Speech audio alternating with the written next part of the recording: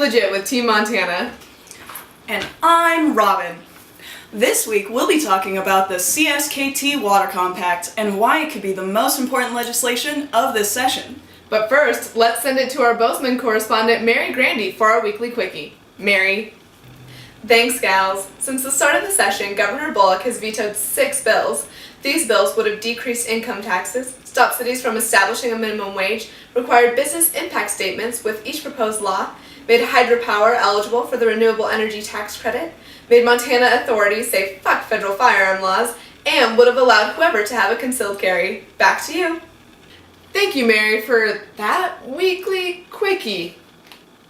Alright, on to the Confederated Salish and Kootenai Tribe Compact and this week's hot topic. First of all, this is a really complicated issue, so let us try and break it down for you. That's right, and one thing you must understand is Indian sovereignty. So what is it? Glad you asked, Robin. Indian sovereignty means the Native American tribes are nations within the U.S. borders. They oversee their own police, courts, and make their own laws. The Confederate Salish and Kootenai tribe is one example of this. Their sovereignty is defined in the Hellgate Treaty of 1855, which outlines the relationship between the U.S. and the tribes. Oh, and that treaty covers water rights? Exactly. The U.S. and the tribe agreed that the tribe had exclusive access to the fish in the rivers on and bordering the reservation. That means they also control the water rights of the rivers the fish live in. Okay, so if the treaty is between tribal and federal governments, why is it being discussed by our state legislature? That's the catch. Let's say the treaty is like a board game. Say, Cones of Dunshire. What is this called again? The Cones of Dunshire. Oh my god.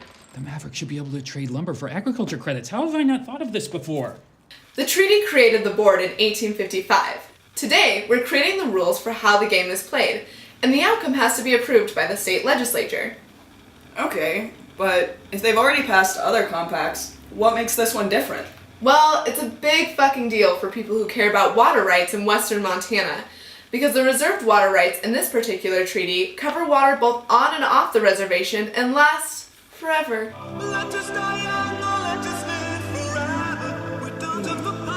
Right.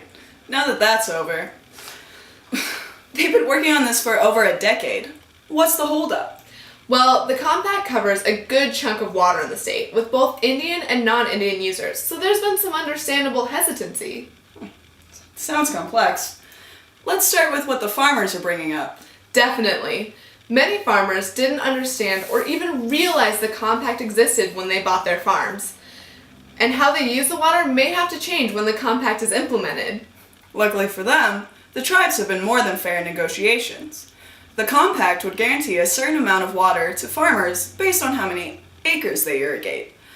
So, even though some farmers are still nervous about it, others oppose it, groups like the Montana Farmers Bureau are supporting it. Nice! Unfortunately, they're not the only opposition we're hearing from. For some folks, the compact represents bigger issues they have with Indian sovereignty and power. On that note, let's give a wag of the finger to Flathead County Commissioner Phil Mitchell, who states, "My frustration is the Salish Kootenai tribe is a sovereign nation on their own. They are not part of the United States. They are when they feel like it, when they want federal funds, but they are not part of us." They are when they feel like it and want federal funds? That seems to ignore a couple centuries of American history, but there you have it. Don't know about you, Batman, but I feel like we just covered some pretty heavy stuff just now. I agree. I think it's time for our Hot Docket. Next week, we have a very special episode of 2Legit coming your way. In our intern edition, we'll be covering the war on the poor that's happening at the state legislature. Holy ravioli, Batman! I am so excited! So be a jam and sign up to be the first to view 2Legit each week, because democracy is a Montana value. Thank you, and good night.